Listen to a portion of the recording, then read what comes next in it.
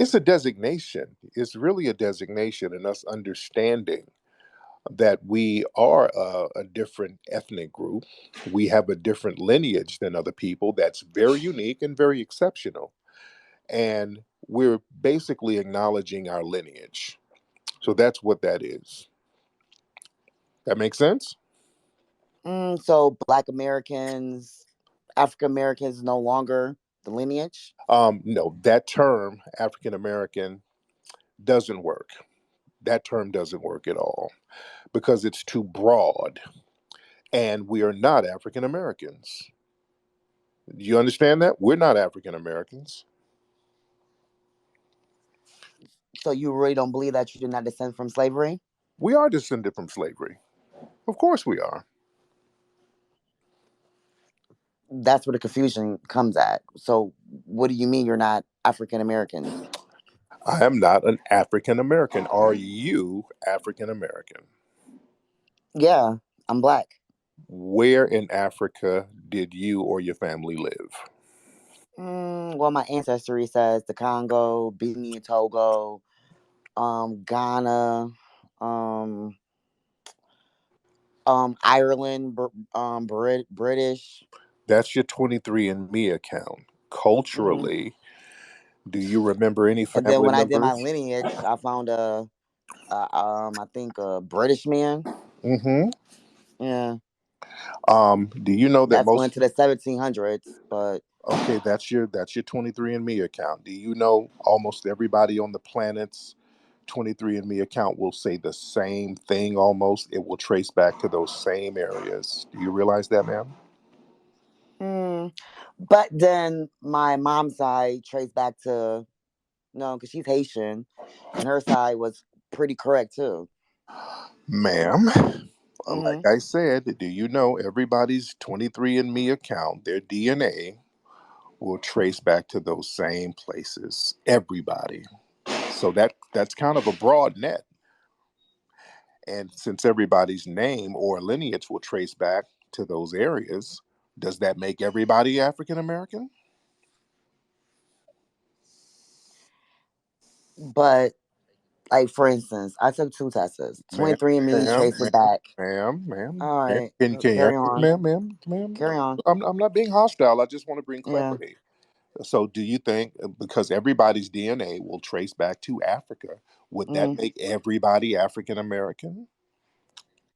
But whose DNA traces back to Africa? Is the White Caucasian trace people, back to Africa? yes, Uh, white people, mm, white people's DNA traced back to Africa, and they brag about it sometimes, especially when we're talking about getting reparations. You'll have white people who say, well, I should get a check because I did a DNA test and my lineage goes back to Nigeria. I'm 3% Nigerian, so I should get some reparations too because technically I'm African American. White people have said that before, ma'am. And you know no, they what? being condescending, they No, being a smart ass. but let me tell you But something. Technically, they're right. Technically, they are actually right. That's why the term African American is not a good term to use. And our brother Claude Anderson taught us this because everybody's DNA can trace back to Africa. And if they're in America, they can technically say they're African American. And the logic they can use is, well, you black people, you haven't been in Africa for centuries. Neither has my people. So if you're going to get a check for being African American, I should get a check for being African American. See, you have to understand the legalese that they will try to use. You know, this is why the names and the words have to be precise, Miss Shay. You understand? This is understand, about Mr. Tyreek. this But is about having. you think they can trace our lineage back to where you come from, especially if you're a foundational Black American, I don't understand your question, ma'am. What do you mean? African American, Right. right? So why did FBA start it Okay. regarding reparations? Correct. No, not just reparations. Okay, let's be very clear. It's not just reparations. We have to understand our cultural lineage in general. And with the term foundational Black American, that's a term that people can't leech off of. It's an exclusionary term. And it's a Trump type term that cannot be remixed. Because again, African American, a person coming over from Ghana right now can say, hey, I'm African American and I should get everything that the descendants of slaves got because I'm African American too. The term was introduced to us in 1984 by the white supremacists given to Jesse Jackson, and they put it out there for a reason, to make us comparable to immigrant groups. So whatever black people fought for, we're comparable to immigrants, so immigrants should get the same thing. This is why whenever we fight for something, we don't really benefit from it. Immigrants benefit from everything we fight for because we say we're African American, which is comparable to Asian American, which is comparable to Latin American, and so forth and so on. You see, we have to understand legal language. We got to be very strategic about language and words. Am I making sense so far, Miss Shay? Yeah, you make it a little bit sense, Mr. Tariq. But Okay. I want to make a lot of sense. I don't want you to be confused at all. I want clarity. so this like an internet thing, or is this like it's gonna hit the streets for every black person to start claiming FBA, or this like where is this gonna go? It's already hitting the streets, man. It's not an internet thing. Well, things are talked about on the internet, but it's already on the streets, man. We've had conferences. Wasn't about no internet. This is a wave that's going on, and people are recognizing what it is. You sound offended almost by it. Why wouldn't you want to recognize your specific lineage, ma'am? I'm not offended by anything. I'm just thinking like it's more divisive. I don't really think it's divisive. I think it's I like it. Of course, I like it because like oh you're American, you're black, but I think everybody know that who's black and who's not, and where you come from. Okay, divisive how? How is it divisive? It's creating devices in diaspora. Okay, in order to be divided. I mean, it's like more black people coming at black people instead of black people coming at the white supremacists. Okay, let's stop. Right. Acknowledging your lineage, how is that coming at somebody if I just acknowledge my lineage? How is that coming at someone, ma'am? When you form this, it seemed like you only attacking other black immigrants. Ma'am, we're talking about a lineage and you're creating some make believe attack scenario. Who are we? We're not attacking anybody. This is not about anybody. This is about foundational black Americans. This is not about any other group.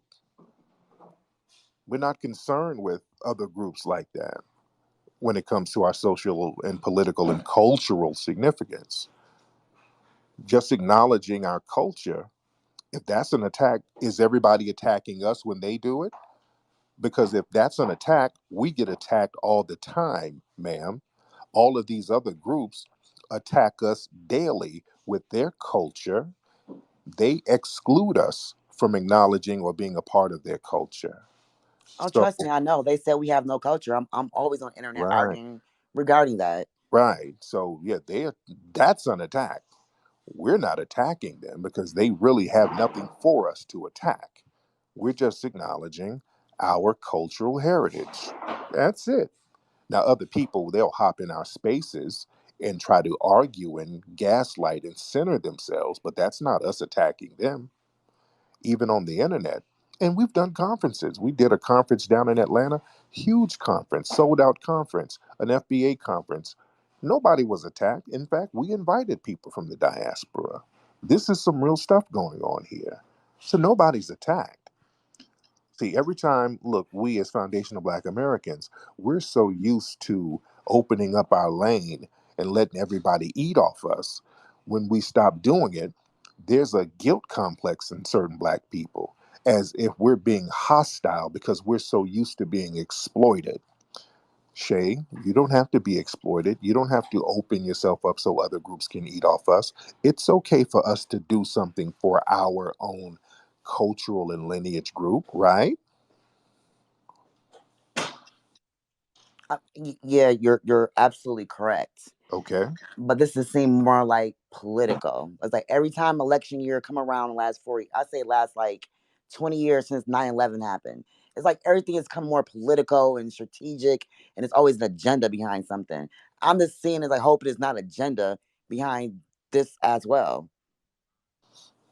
This is really about culture more than politicals. Once you get your culture together, the political We thing, have a everything, culture. We this have a is what I'm culture. saying. We're Black Americans. Yes, we do. I know this. And once we acknowledge that, acknowledge what our culture is, because we've been taught that other cultures is something that we've gotten from them, and that's not true. Foundational Black Americans, we are the culture that everyone seems to emulate. This is why people come over here to partake in the culture that we Because create. we're Black Americans, so we're more popular.